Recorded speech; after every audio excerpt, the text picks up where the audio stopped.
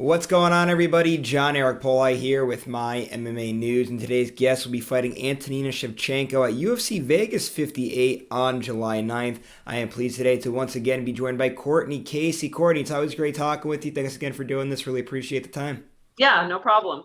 So before getting into the fight specifics of this one, we have a few things we kind of have to lay out to everybody because this whole entire fight getting booked was a little complicated because you guys were actually booked back in April, right before the fight. Antonina had pulled out. It was reported that she had an injury. Why did you make this decision to have this fight get rebooked to this date now here in July, as opposed to maybe just staying on that card in April and getting a different opponent? I just didn't really want to have like a short notice replacement. This camp was long already, and we had a good game plan and everything like that. And yeah, we just talked as a team, and we thought it was best to just keep the same opponent. We didn't think it was going to get pushed back as far as it did. We were told that she just needed a couple more weeks.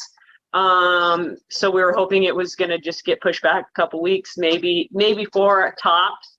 But it looked like it got pushed back 11 weeks. So it is what it is.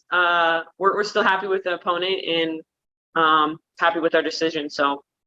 And I know as you break down everything that kind of went on there, I have to ask like just how difficult it is to do something like that because, like you said, you thought it was only going to be an extra few weeks. Well, yeah, the extra few weeks was 11 weeks. So how hard is it to stay disciplined, to stay in camp, to keep your diet on point for an extra 11 weeks like you had to do right now? It was difficult. It was, as far as like, keeping my mind and my body sharp, it was good. It's just making sure that, you let your body heal and you get the recovery in that you need to, because you're already peaking, you're already, calorie deficient, you're already ready to make weight. And then, you get that call and you got to switch over to, all right, now let me reload, but not reload too much. Let me take a break, but not, a full recharge. So, yeah, there's a lot of science behind it that I really don't understand, and we're still trying to figure out. But yeah, we feel good and we're confident. It was challenging, but I feel like we're still on top of things. And now that we have all that out of the way, let's get into how training camp's going. Really, it's training camp 2.0. It's really the second time you're going through a full training camp for this fight. So just how's your camp going now as you kind of put the final touches on it now here before fight night? It's good. I was prepared before. Great training partners. I still have really good training partners. We brought in some of the younger guys as far as sparring partners go. Mario Batista was one of my main training partners for the last camp. But he got picked up to fight. He's obviously fighting this weekend. So, he had to start his camp. So we brought in some of the young guns as training partners, but they've all been good. They've all been great. So I really have no complaints there. It was good to get a little bit of a different look and a couple different styles in there. But yeah, things have been going good. And now tell us about Antonina a little bit. Obviously, you've been scouting her now for quite some time, but I'm sure you probably had to follow her career. I know she's been in the sport for a long time. Obviously, her sister's been a champ for quite a while now, so I'm sure you're probably very familiar with really the two of them. But just talk about Antonina a little bit and what you know about her and what she's going to bring to the table on fight night. Honestly, I really don't follow her. I don't really follow many fighters, to be honest with you. But we know has a Muay Thai background. We know she's fought some good girls. She has some losses. She has some wins. Other than that,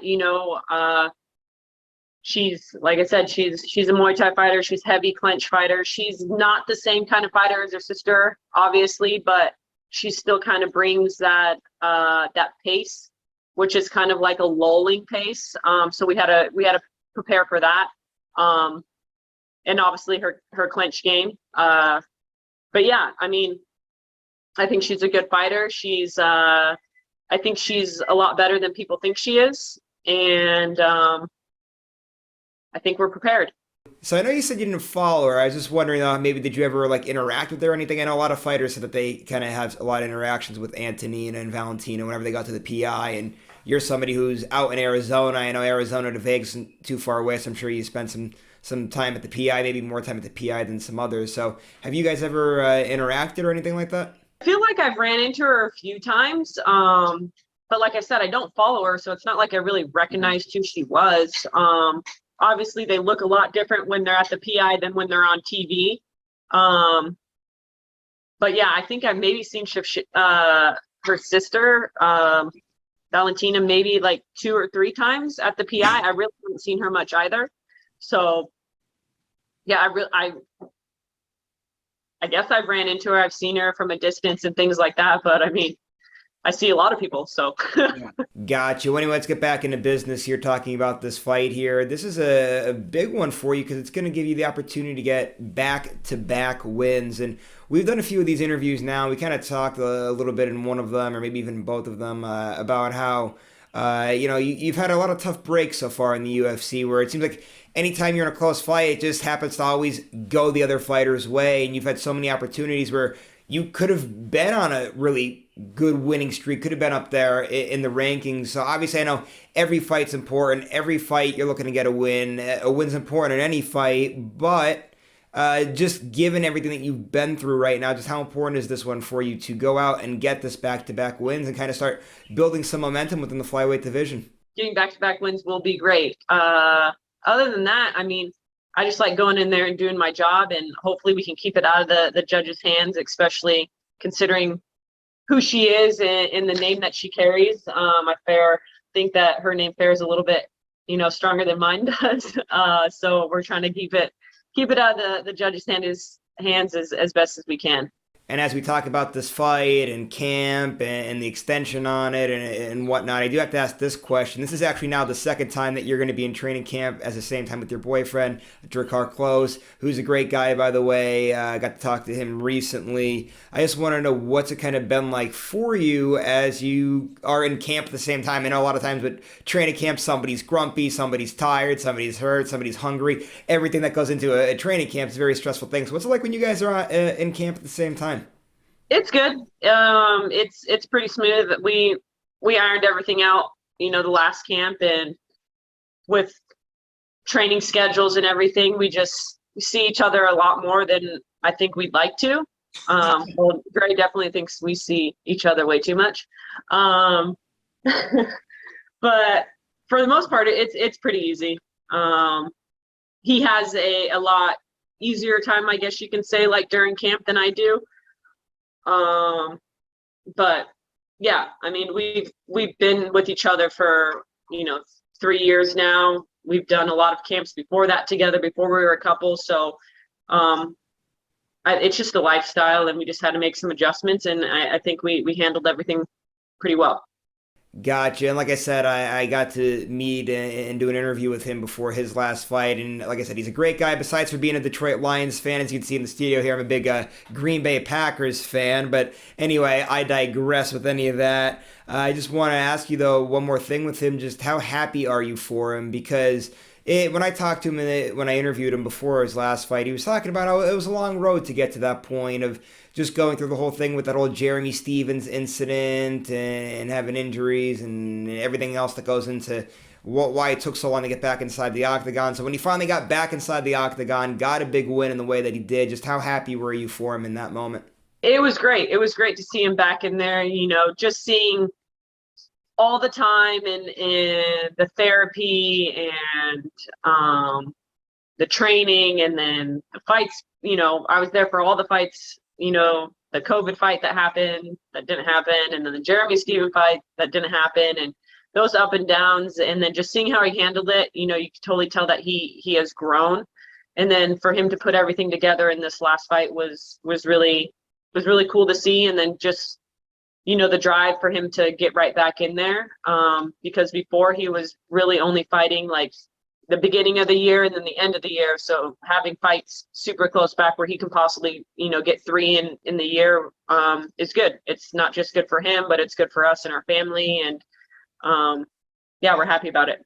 And I know when we did an interview recently, it was after one of your fights, and you guys had a little vacation. I think went out to Disney out in California or something along those lines.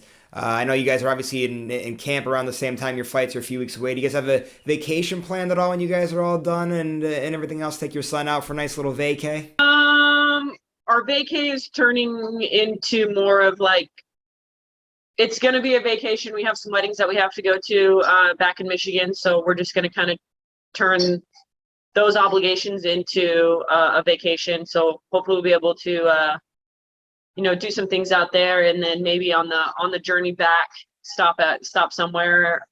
But other than that, just getting back home and getting to the lake and doing some adventures just around Arizona, being able to enjoy our own state as much as we can, considering we're always inside the gym and running around. There's a lot of things to do out here, so just hopefully we'll be able to enjoy that, going to the lake, maybe get some four-wheeling in and some things like that. And now, before we wrap things up, I do have to ask you about the shirt you're wearing because it is really cool. I really like the colors on it, especially. I love those retro looks like that with the pink and the blue and yellow and everything like that. But I know it is also a Muhammad Ali shirt there. So are you a fan of Muhammad Ali? Is that why you got the shirt, or do you just kind of like the colors? I mean, who isn't a Muhammad Ali fan? But yeah, I like him. I like the shirt. I actually I fought in Manila and weighed in on the Thrilla Manila scale, so I thought that was really cool. It was a old school scale. They had to like crane it up onto the stage because it was so heavy. But yeah, I like the shirt. I like the company, and I like Muhammad Ali. Yeah, Muhammad Ali, I know everybody has to be a fan of that guy. He did so much for combat sports, not just boxing, but I know even in MMA, a lot of people have looked up to him there. Cool story, though, actually. I do work still a little bit for a TV station up here in Pennsylvania. Back when I was full-time with them before COVID, I actually got to go out. They made his old training facility, which was Deer Lake in Pennsylvania. It's kind of in the middle of nowhere, not a lot to see, but it's pretty cool though. Like the actual camp, the way they turned into a museum. Too bad there's not a lot of things going else around it. But anyway, if you're ever in Pennsylvania, you have to go and check it out. Like I said, it's pretty cool. They were able to build it up and turn it into a nice little museum and have all these historical things from when he used to do his training camps up there. Yeah, I'll have to check it out one time. All right, Courtney, pleasure as always. Really appreciate the time. Last thing before we roll out, social media so people know where to follow you at. You have any management sponsors you got to give a shout out to? Anybody in the gym, whoever you got to give a shout out to? Floor is yours. Take it away.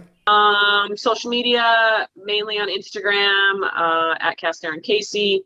Management is Ruby Sports. Sponsors, we got X Endurance, Combat Corner, Zebra Mats, 8-Man, coaches, all my training partners, Drakkar, my family, and all my fans and all my followers that support me. Other than that, that's it. All right, Courtney, thanks so much for all the time here. It's always great catching up with you, talking with you. I appreciate the time as always, and I appreciate everybody watching today's interview. If you like the interview, please go to the bottom, give it a big thumbs up there. Subscribe to this channel if you haven't done so already. And you guys know MyMMANews.com. Great stuff comes out there every single day of the week, so make sure you guys keep your tabs on the website as well. We'll see you later, everybody.